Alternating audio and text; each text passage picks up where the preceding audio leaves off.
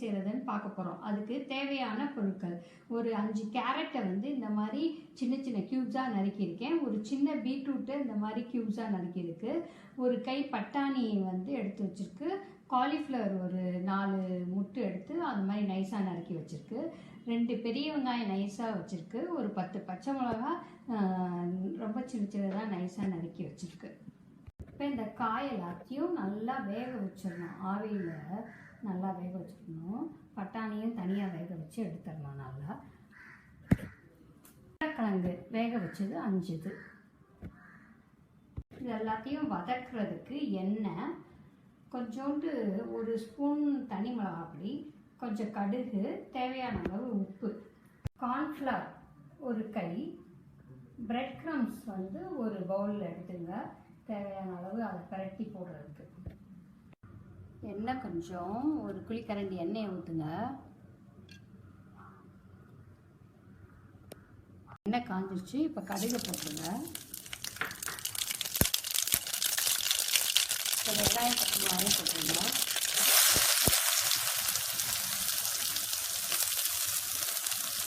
நல்லா வதங்கட்டும்.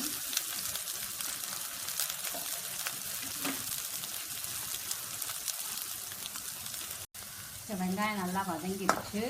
இப்போ வந்து அவிய வச்ச கேரட்டு, பீட்ரூட்டு, காலிஃப்ளவரு எல்லாத்தையும் ஆட் பண்ணுங்கள். அவிச்ச உருளைக்கிழங்கையும் இதில் ஆட் பண்ணுங்கள்.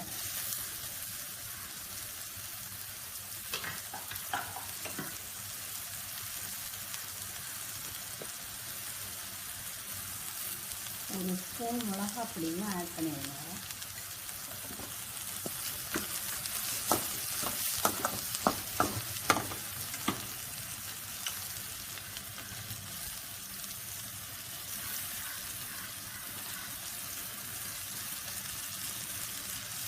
பட்டாணியும் ஆட் பண்ணிடுங்க. உருளைக்கிழங்கையும் ஆட் பண்ணிடுங்க.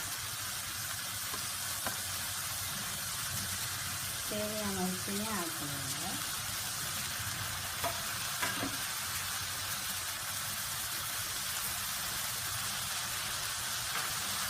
பண்ணிவிட்டு அதை நம்ம என்ன ஷேப் வேணுமோ அதில் ஊற்றி நம்ம வந்து டீப் ஃப்ரையும் பண்ணலாம், தோசை கல்லையும் போடலாம். நான் 2 மாதிரியும் உங்களுக்கு பண்ணி காமிக்கிறேன்.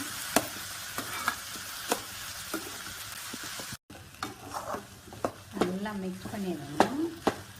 இந்த மாதிரி எல்லாம் கலந்து விட்டோம்னா நம்ம ஆற ஊற்றி நமக்கு ரவுண்ட் ஷேப் பிடிக்கும்னா ரவுண்ட் ஷேப்பு, இல்லை ஓவல் ஷேப்பாக, சிலிண்டர் ஷேப்பாக, என்ன ஷேப் வேணுமோ நம்ம வந்து பண்ணிக்கலாம். இந்த கொஞ்சம் கார்ன்ஃப்ளவர் மாவை இதில் போட்டு கொஞ்சம் சால்ட் போட்டு தண்ணி ஊற்றி கொஞ்சம் கரைச்சிக்கணும்.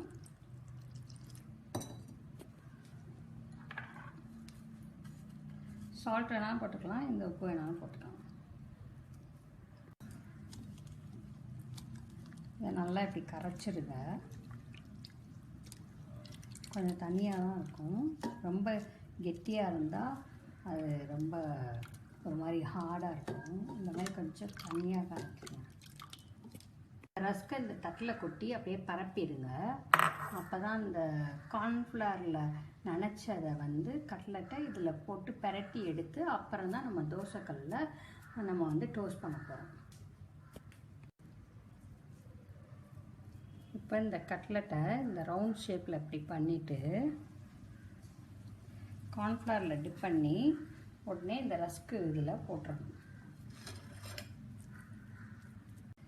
ரஸ்கில் இப்போ வந்து நல்லா பிரட்டிடணும்.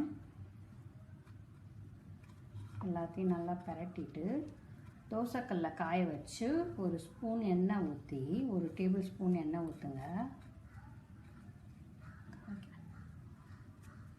இந்த மாதிரி ஒரு 2-3 ஸ்பூன் எண்ணெயை ஊற்றி எண்ணெய் காஞ்சதும் இந்த கட்லெட் எல்லாத்தையும் இப்படி டோஸ்ட் பண்ணி எடுத்துடணும். எல்லாம் சூடாக சாப்பிட்டா தான் நல்லாயிருக்கும். எல்லாம் ரெடி பண்ணி வச்சுக்கிட்டா சாப்பிட போகும்போது இந்த மாதிரி டோஸ்ட் பண்ணிக்கலாம். இப்போ மேலேயும் கொஞ்சம் எண்ணெய் அப்ளை பண்ணி ரெடியாக வச்சுங்க.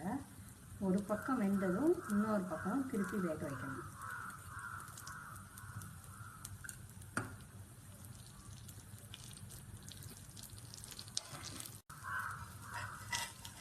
ஒரு பக்கம் வெந்துருச்சு, இன்னொரு பக்கமும் நல்லா வேகட்டும்.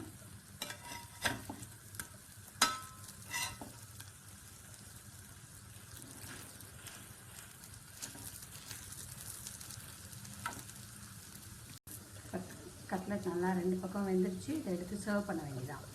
இந்த மாதிரி ரஸ்கில் பரட்டினதை எண்ணெயில் பொரிச்சதுக்கு எண்ணெய் காய வச்சுட்டு இந்த மாதிரி போட்டுற வேண்டியதான். எண்ணெய் காய்ஞ்சதும் போட்டுருவோம். இந்த எண்ணெய் வந்து ரொம்ப காயாமல் இருந்தாலும் உதிர்ந்துடும். இது காய்ஞ்சதும் ஒரு மீடியம் ஃப்ளேமில் வச்சு திருப்பி வச்சு எடுக்க வேண்டியது. பக்கம் வந்துருச்சு, இன்னொரு பக்கம் வேக விடுங்க.